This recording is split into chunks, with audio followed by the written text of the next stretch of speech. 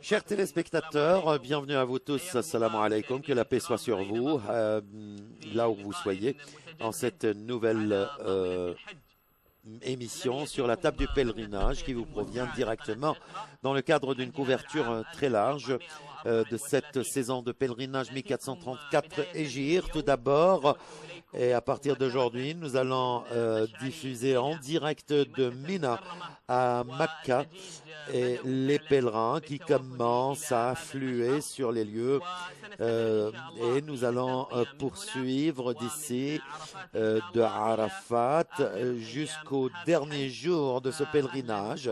Et bienvenue encore à tous.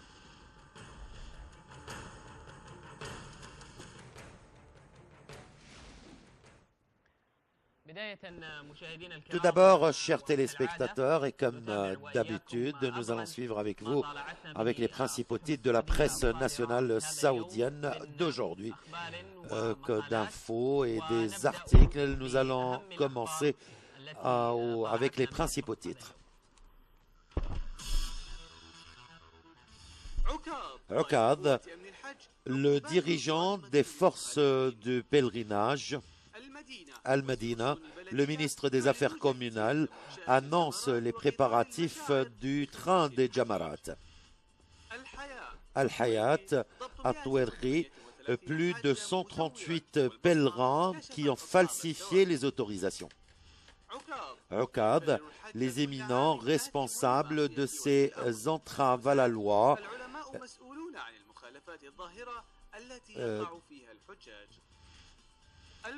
Al-Watan, le pèlerinage électronique, c'est une réussite saoudienne. Al-Hayat, donc le contrat blanc le jour de Tarouya, d'abreuvement. Plus de 42 délégations qui ont été transférées à la Cour.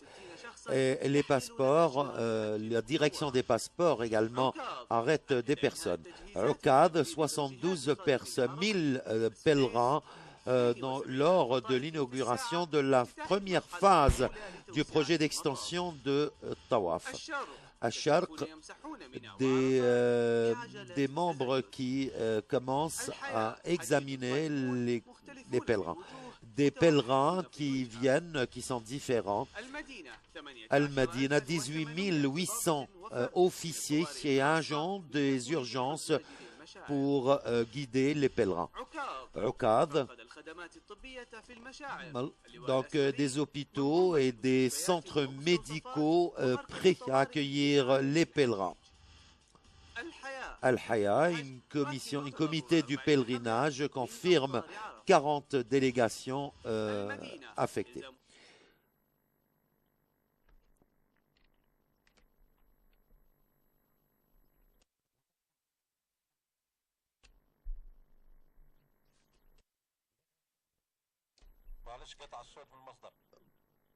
Nous sommes désolés de cette erreur technique de la source.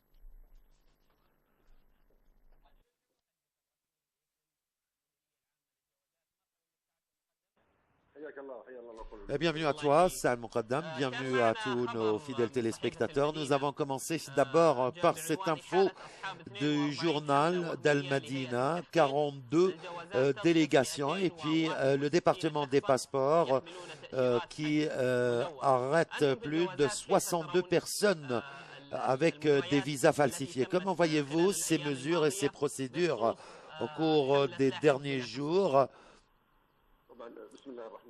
Au nom de Dieu,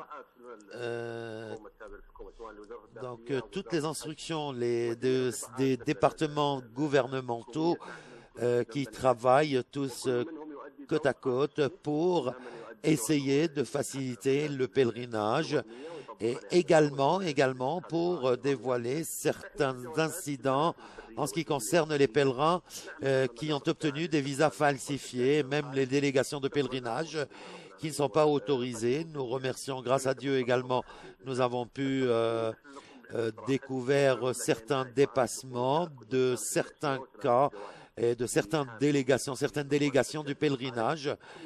Et nous commençons bien sûr à prendre, et nous avons nos propres procédures en ce qui concerne des photocopies de leurs passeports, des photocopies des listes de pèlerins. Et nous voyons également que malgré cela, il y a certains dépassements, mais certains cas qui ont été découverts ont été arrêtés en raison parce qu'ils essayaient de rentrer chez le royaume avec des visas falsifiés où ils pensaient qu'ils pouvaient achever leur procédure. Mais grâce à Dieu, nous avons arrêté tous ceux qui ont tenté de s'infiltrer dans les lieux saints sans autorisation et sans visa d'accès. Bien. Donc, en ce qui concerne l'empreinte, est-ce que vous l'appliquez cette année? Vous êtes en train de l'appliquer cette année pour la 3e année successive. Comment voyez-vous ce système et comment il est vraiment positif pour les pèlerins? Le système de l'empreinte qui a un grand effet sur le déroulement du pèlerinage, ce qui nous permet d'obtenir toutes les informations nécessaires des pèlerins qui affluent ces régions ou ces lieux saints. C'est quelque chose qui nous permet également de voir le nombre de pèlerins et de leur point d'arrivée. Bien. En ce qui concerne tous ceux qui entravent à la loi et qui séjournent au royaume, quel est le nombre de ceux qui ont été arrêtés cette année, ceux qui n'ont pas des autorisations de pèlerinage officielles? Cette année, le ministère de l'Intérieur et des Passeports ont pu découvrir certaines personnes qui n'ont pas obtenu des visas d'une manière légale, avec des visas falsifiés sur leur passeport. Grâce à nos équipements qui sont très modernes, et cette personne, selon le délégué, le responsable de ces délégations de pèlerinage, peuvent fournir aux pèlerins toutes les autorisations nécessaires afin de leur permettre l'accès sur les lieux saints. Et nos forces de sécurité ont pu également découvrir certaines délégations qui n'ont pas obtenu des autorisations ou celles qui ont obtenu des autorisations falsifiées. Et nous remercions également tous les départements pour leur campagne de sensibilisation en ce qui concerne les pèlerins et pour obtenir tous les visas. Nous voyons également que tout le monde coopère, tous coopèrent pour organiser la saison de pèlerinage. Bien, nous souhaitons que cette année ne soit pas comme les années précédentes en ce qui concerne le nombre des pèlerins qui couchent sur les trottoirs. Donc nous te remercions, Ahmed Hamedan, le porte-parole du département des passeports. Merci. Pour confirmer cette loi, le journal Uqad, le dirigeant des forces de pèlerinage, des punitions sévères quant à ceux qui entravent à la loi et beaucoup des punitions et ils seront refoulés et également des amendes également les refoulés du territoire, surtout ceux qui entravent à la loi. Il parle l'article ici, ajoute ceux qui entravent à la loi. L'autre information du journal Al-Hayat, le comité du pèlerinage affirme plus de 40 délégations ont subi des dommages en raison des pluies diluviennes, et plus précisément à Mash'ar al-Haram, Mash'ar Mina. Son président Oussama Filali a souligné que les dommages sont entre légers et graves. Certains dont les tentes ont été détruites carrément et emportées par les boues. L'autre information du journal Al-Hayat, donc il y a le contrat blanc la veille du jour de l'abreuvement et c'est ce qu'on voit actuellement, l'afflux des pèlerins qui à Mina aujourd'hui, ils sont accueillis par la ville du campement blanc par tous les services et par tous les départements. Le ministre des Affaires communales annonce la préparation de l'installation d'Al-Jamarat et du train des lieux saints au service des pèlerins. En cette partie, dans la deuxième partie, nous allons accueillir le directeur général des projets qui est chargé de ce grand projet d'extension des lieux saints, et nous allons parler de plus de ces projets fournis par le ministère au service des pèlerins. Du journal Al-Madina, le titre dans 18 000 officiers et agents pour déléguer les pèlerins de cette année. Le journal d'Al-Madina y a également à rapporter comment essayer d'imposer aux délégués toute la responsabilité. Les délégués assument toute la responsabilité pour le retard des pèlerins. Et ils doivent, donc dans ce cas, ils doivent partager leurs pèlerins, que ce soit à Mina, surtout le 12e jour et le 13e jour de Dhul Hijjah.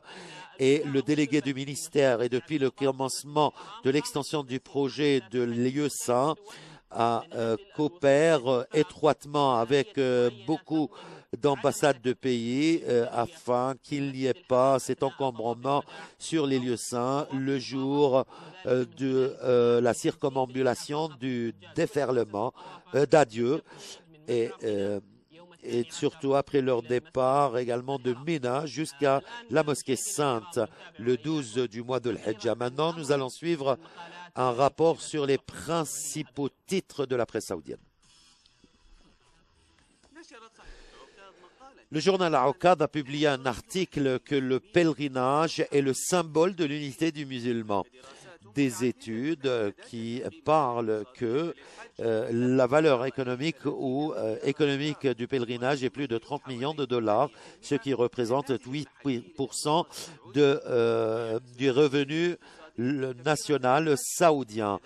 Donc, c'est ce qui prouve également l'importance du pèlerinage et de la saison de pèlerinage. Et il y a ce mouvement, cette activité économique, également le logement, l'hôtellerie, pour la vente des chambres et pour des appartements au profit des pèlerins. Donc, également, il y a cette activité des transports publics et des transports privés. Les avions ne cessent de transporter les pèlerins entre les lieux saints, entre l'aéroport, ce qui rend la vie économique active, surtout pour la région, pour les habitants de la région ouest de la cité. En plus de tout cela, l'activité de communication est forte et la vente de toutes les bêtes qui seront immoulées est également bénéfique et a atteint des chiffres qui sont vraiment des chiffres très grands. Plus d'une année, et tout cela, ce sont les mérites du pèlerinage que la plupart ne remarquent pas. Le journal de l'Hayat a publié un article avec Mohamed Dahim qui titre que le pèlerinage n'est pas seulement des instructions. C'est très beau d'ajouter également des fatawa, des décrets pour le Hajj et pour les mérites du Hajj, selon l'importance ainsi que sur ces symboles qui sont très grands, et le pèlerin retourne désacralisé chez lui, mais il reste toujours en état de sacralisation quand il rentre chez lui avec un nouveau comportement grâce à son comportement. Et de cela, on voit que le pèlerinage a été vraiment le vrai pèlerinage.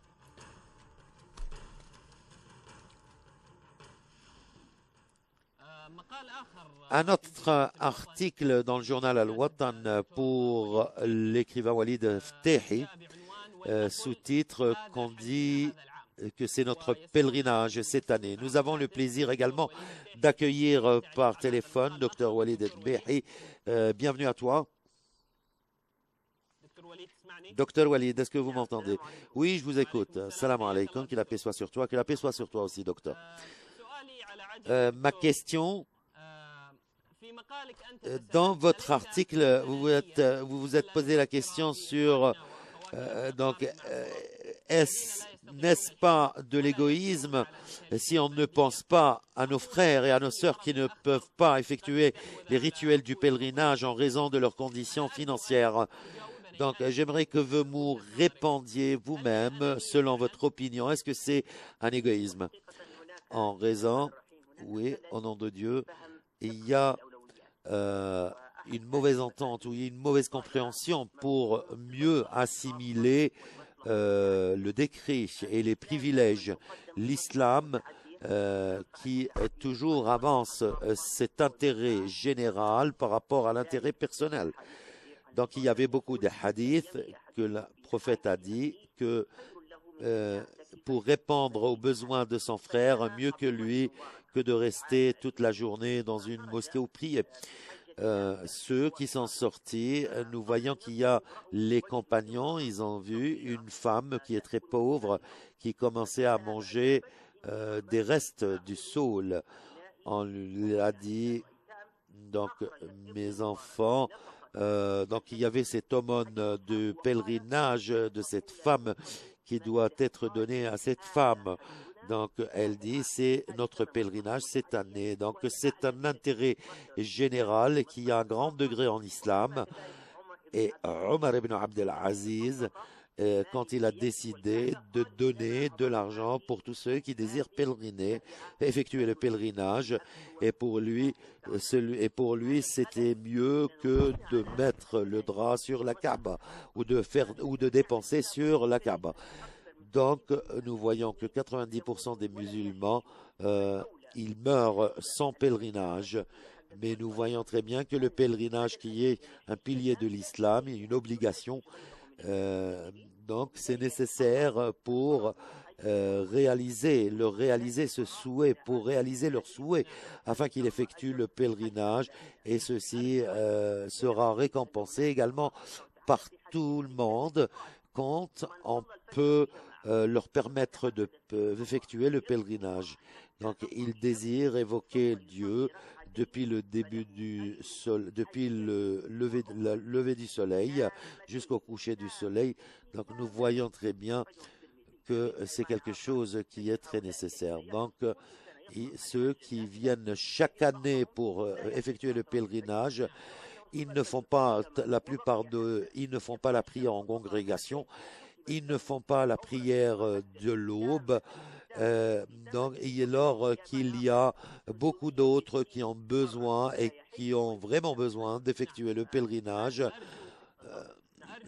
Donc, je souhaite, docteur, que cette compréhension également, que cette idée peut être transmise à tous les musulmans et que nous puissions également appliquer cela.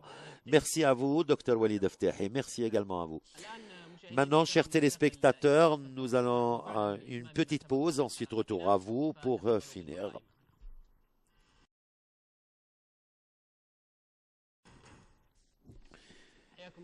Chers téléspectateurs, où que vous soyez, bienvenue de nouveau. Son Altesse Royale, le prince Amin Mansour, donc les préparations de tous les secteurs pour achever leur plan de cette année et pour fournir tous les services en ce qui concerne le nettoyage et l'environnement, et également pour combattre et également se rassurer de la nourriture qui est fournie aux pèlerins. Et le ministre des Affaires communales a souligné l'importance des familles pour l'inauguration et l'amélioration, de tous les lieux et également du train de Jamarat. Pour discuter ce sujet, nous sommes avec le directeur du projet, qui est le président de toutes ces stations et le porte-parole des affaires communales, et le Mohandes Saoud Al-Hamdal, l'ingénieur Saoud Al-Hamdal. Et bienvenue à vous tous et félicitations à cette occasion et merci également à la chaîne Iqra. Et bienvenue à toi. Pour commencer, Monsieur Saoud, comment le ministère des Affaires communales s'est préparé pour l'accueil des pèlerins?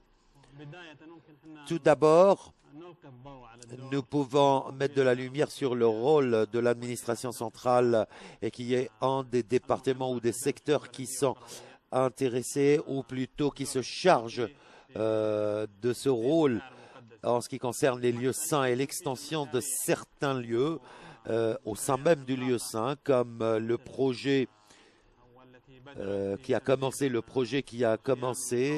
par exemple l'exécution du projet des tentes qui supportent les incendies, et également avec d'autres projets comme l'immolation et les bêtes. Il y a également des abattoirs qui ont été installés au service des pèlerins, en plus des infrastructures des lieux saints, des barrages. Nous remercions Dieu, ce qui a créé cette différence, ce qui a assimilé toutes ces quantités d'eau en raison des pluies diluviennes. Les projets de cette année pour l'administration centrale, quels sont ces projets? Il y a beaucoup de projets. Il y a 6 projets. Nous avons commencé 6 projets depuis l'année dernière et le plus important de ces projets, c'est lié à la région de Shaibain à l'installation de Jamarat, le 3e étage, et le projet de lier la région de Azizi avec le 2e étage pour essayer d'assouplir ou pour éviter l'encombrement. Selon notre valorisation annuelle de ces projets qui sont exécutés par le ministère, nous avons vu qu'il y a une grande pression sur les premiers étages et ceux qui lapident les stèles dans ces étages ne dépassent pas les 50%. Et c'est pour cela que nous avons initié ces projets d'extension afin d'assimiler plus de pèlerins qui lapident les stèles, surtout et nous les avons reliés directement au 3e étage par des tunnels et par des ponts qui relient directement ces lieux vers les stèles. Il y a un accès, il y a une sortie, ce qui leur fait pour faciliter l'entrée vers les stèles et la sortie d'une autre route, ce qui facilite pour les pèlerins à revenir à leur tente organisée. L'année dernière, nous avons commencé ce projet l'année dernière et il a fonctionné. À peu près 50% des pèlerins qui lapident les stèles ont atteint plus de 500 000 pèlerins grâce à ce projet depuis son commencement. Nous avons également remarqué qu'il y a un grand taux qui couvre la région de Aziziye. Beaucoup de pèlerins qui proviennent de Aziziye, surtout les pèlerins de l'extérieur. Il a relié ce projet, a relié la région de Aziziye par des tunnels et une route de 3 kilomètres qui entre la région du roi Khaled jusqu'au dernier étage pour lapider les stèles, ce qui a contribué directement à assimiler les pèlerins. Nous souhaitons que cette année, l'année prochaine, les pèlerins dépassent les 30%, ce qui aide à réduire ces pressions sur les lieux. En ce qui concerne les installations de Jamarat, mais il y a également d'autres projets comme le projet cette année. Il y avait le projet que nous avons commencé également l'année dernière, c'est les abattoirs pour les chameaux et pour les vaches. Et ces abattoirs sont à l'extérieur des frontières pour ne pas causer beaucoup d'encombrement. Et par ce projet, nous avons exécuté le chemin. Donc il y a un chemin qui permet aux pèlerins d'arriver aux abattoirs, ce qui a permis aux citoyens de la région, ce qui permet également même aux citoyens de la région, en utilisant cette route, d'arriver vers les abattoirs. Les abattoirs ont été installés à un grand niveau par des entreprises européennes spécialisées et nous remercions Dieu, ce qui préserve l'environnement. Et nous voyons également que les équipements sont très modernes. Si nous voulions parler également du train des Masha'ar, quels sont ces plans? Quel est le plan du ministère des Affaires communales pour exécuter ce projet? Nos préparatifs pour lancer ce train va commencer à la fin de la saison de pèlerinage. Beaucoup de sessions de travail qui commenceront très bientôt pour essayer de valoriser la situation, la dernière situation, avec en coordination toutes les autres parties. Ces projets sont en collaboration avec la défense civile, la sécurité, avec les autres départements gouvernementaux. Il doit y avoir une certaine coordination pour fournir ce service avec une meilleure qualité, pour une meilleure qualité. C'est un plan très parfait pour faire fonctionner ce train. Ici, nous pouvons vous fournir avec des documents, des chiffres. Donc, si nos collègues peuvent... Donc, il y a un plan de travail de plus. Mais cette année, oui, nous espérons cela. En plus, il y a également la station de Muzdalifa. Nous souhaitons, afin qu'ils puissent assimiler 30 000, 40 000, et ceci grâce aux préparatifs de tout du cadre. Donc, le train de cette année, combien de pèlerins va pouvoir bénéficier de ce service? 377 000 pèlerins, et en coordination avec le ministère du pèlerinage qui est concerné par la distribution de tous les pèlerins, avec en collaboration également du ministère et nous parlons ici des pèlerins de l'intérieur, les pèlerins des pays du Golfe et les pèlerins de la Turquie, les pèlerins du sud asiatique. Donc il va les transporter de Mina jusqu'à Arafat, jusqu'à Muzdalifa. Il y a 3 stations, donc de Mina jusqu'à Arafat. Ensuite, il y a le déferlement de Arafat jusqu'à Muzdalifa. Donc, il y a 9 stations qui sont prêtes pour accueillir ces pèlerins, et avec la collaboration et le support d'une société pour employer plus de 1600 fonctionnaires, en plus d'une partie, et en plus des cadres femmes qui peuvent traiter directement un cadre femme de support comme étant des membres de comme étant un dirigeant ou un gérant du ministère des Affaires communales. Comment voyez-vous ce train qui a pu assouplir tous ces encombrements? Avant le mouvement du train, 370 000 qui peut atteindre plus de 20 000 véhicules dans la vitesse, plus de 20 000 véhicules, ce qui améliore également l'environnement et éviter l'encombrement aussi sur les routes. Nous voyons tous ces services qui sont fournis dans le train. Les préparatifs de tous les autres lieux en ce qui concerne les toilettes, le campement des pèlerins à Mina. Comment décrivez-vous cela?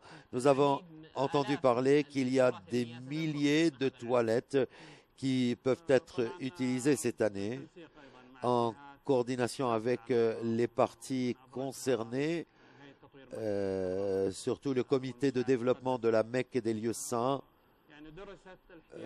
Tous ces besoins ont été examinés pour le bon fonctionnement de ces toilettes. Nous avons préparé également une étude jusqu'à l'an 1450.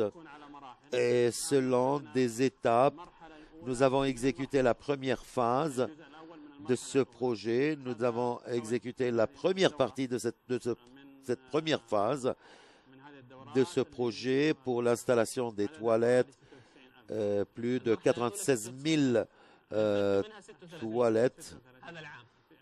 Donc cette année, donc le contrat qui s'achève l'année prochaine, nous devons finir plus de 20 000 toilettes, 20 000 bien. En ce qui concerne les camps des pèlerins, leur préparation pour accueillir ces pèlerins, donc il y a également le ministère des investissements publics. Bien, si nous voulons également parler des efforts du ministère pour soutenir les efforts des autres parties qui font face aux conditions urgentes comme les pluies diluviennes, quel est le rôle du ministère et leurs préparatifs en ce sens? Le ministère des Affaires communales et rurales a créé ces départements d'urgence avec la collaboration de l'État, de la défense civile, et qui sont tous engagés avec un cadre professionnel de techniciens pour affronter de telles circonstances et répondre aux situations urgentes. Et sans oublier également les autres départements et les autres administrations, ils sont tous chargés d'achever et d'exécuter ces projets. Bien, cette année, quels sont les principaux projets pour les pluies, pour comment essayer de se débarrasser de décharges en raison des pluies? À Arafat, il y avait des pluies il y a quelques 2 jours, il y avait quelques dommages dans certains campements. Les tentes qui se trouvent à Arafat sont des tentes traditionnelles, ne sont pas des tentes qui sont... maintenant, il y a une étude, il y a des rencontres afin qu'on installe des campements avec des tentes modernes, des tentes parapluies, des tentes pour faire face à de telles circonstances sous les instructions de Son Altesse royale, le prince émir de Mecca, pour prendre en charge ce système. Et l'État, comme nous le savons, elle fournit beaucoup d'efforts pour l'installation et l'exécution de tels projets. Une petite pause, chers téléspectateurs, et retour à vous. Chers téléspectateurs, de nouveau, où vous soyez, en cette partie que nous accueillons Dr Saoud Ben Hamdan, donc, qui est le président administratif de l'exécution des projets et le président de toutes les stations. Et bienvenue encore une fois à vous, Monsieur Saoud. Vous avez parlé pour parler de la création de camps ou des tentes qui sont semblables aux tentes qui se trouvent à Mena. Donc ce projet, donc que pensez-vous de ce projet? En réalité, en ce qui concerne cette situation, en ce qui concerne les pluies, avec cette chaleur, ce qui demande spécialement pendant le stationnement à Arafat, il doit y avoir un campement avec qui doivent être vraiment modernes et qui sont semblables à celles qui sont à l'aéroport Abdelaziz. Ces tentes sont très modernes, bien équipées, et nous avons effectué et pendant nos réunions, avec toutes les parties concernées, nous avons vu qu'il faut tout faire pour assimiler ces grands pèlerins, plus de 70 000 pèlerins, environ 5 millions de pèlerins. 5 millions de pèlerins, ce qui veut dire ce qui augmente le taux de l'assimilation ou la capacité des pèlerins. Il y a des tentes avec 2 étages. C'est quelque chose qui est très important pour nous. Ce sont des propositions qui peuvent permettre à toutes les parties concernées de mettre en place un plan de développement. En ce qui concerne, quand on retourne à notre sujet sur le train d'Hélios-1, il y avait cette idée d'organiser également ou de mettre en place une nouvelle voie. C'est un sujet qui est très important. En ce qui concerne cette nouvelle station, les stations, il y avait la société qui a mis en œuvre cette étude, a examiné ce projet. Donc, il y avait pour couvrir tous les autres moyens de transport. Un grand nombre de ces moyens de transport ont été exécutés. Maintenant, l'étude qui a la charge ou qui va s'effectuer, qui va se réaliser à la Mecque ou également à la charge du système de transport général. À Mecca, on parlait de grands projets qui vont être liés par le projet du train d'Hélios-1. Ce que je veux dire, que nous parlions comment essayer de déplacer le camp de la garde nationale à un autre lieu. Il y avait des camps qui se trouvaient sur les lieux auparavant, des lieux qui concernaient certains officiers ou certains membres ou certains secteurs de service. Donc, nous avons pu déplacer certains campements et nous sommes en train d'achever le reste des campements. Et il y a d'autres projets dans le futur qui vont être réalisés.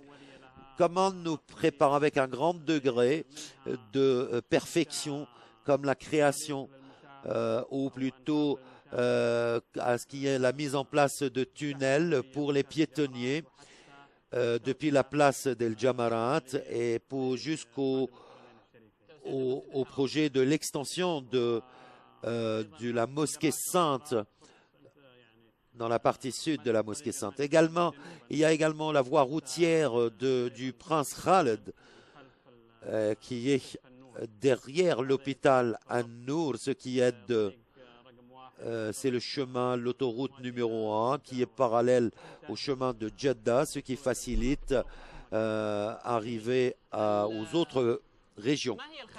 Quels sont les services que le ministère fournit pour tous les handicapés, surtout dans le cadre de ces projets, ces grands projets comme Al-Masha'ir, les lieux saints et les stèles? Pour les besoins nécessaires dans tous les projets, nous devons prendre en considération toutes les demandes et venir répondre aux besoins de tous les handicapés, surtout ces personnes handicapées. Nous devons prendre en considération cela dans tous nos projets. En ce qui concerne Al-Jamarat ou les stèles, il y a également des projets au bénéfice de ces handicapés. Il y a des sièges dans le train aussi pour ces personnes par les portes électroniques. Il y a également une voie ou un petit chemin qui permet à ceux handicapés de se déplacer. Maintenant, est-ce que vous avez une relation directe pour suivre tous ces incendies, pour suivre les grands incendies qui se déroulent à Mina ou Arafat? C'est une infrastructure. Nous avons des projets pour cela, que ce soit dans Al-Jamarat, les stèles Et sur les lieux saints, comment essayer pour l'extinction des incendies. Et c'est un projet qui est très important. Ces réseaux ont été installés avec des réserves d'eau qui travaillent depuis des sommets des montagnes et pour qu'ils soient des stations d'extinction des incendies et qui fonctionnent toute la journée. En ce qui concerne le fonctionnement du train de Ménal, les entreprises, les sociétés se plaignent toujours de la délivrance des campements par le ministère. Le ministère n'est pas responsable. Moi, je vous dis cela parce que c'est ce que ils nous disent. Dans le ministère, elle a des projets qu'elle livre annuellement, des projets et la coordination entre eux et le ministère du pèlerinage. Vous voulez dire le ministère des Finances, pas le ministère du pèlerinage. Donc votre rôle s'est achevé une fois que vous avez installé ces campements. Bien. En ce qui concerne les préparatifs pour traiter avec avec des circonstances urgentes ou en cas des cas urgents, qu'est-ce que vous avez mis en place pour faire face à tous ces problèmes, ces incidents? Il y a un plan d'urgence pour faire face à ces problèmes, que ce soit dans tous les cas et comment traiter avec ces incidents. Depuis le début de cette année, nous souhaitons que le train est actuellement à l'expérience. Nous l'expérimentons, donc c'est quelque chose qui est positif. Mohamed ingénieur Oud Ben Hamdan, le directeur général de l'administration de la gestion des projets dans les lieux sur les lieux saints au ministère des Affaires communales. Merci beaucoup à vous. Merci à toi et merci à la chaîne Iqra. Merci à vous également, mon frère Mohamed. Nous sommes très joyeux, très heureux de vous avoir parmi nous et nous souhaitons que nous nous rencontrons dans les plus brefs délais.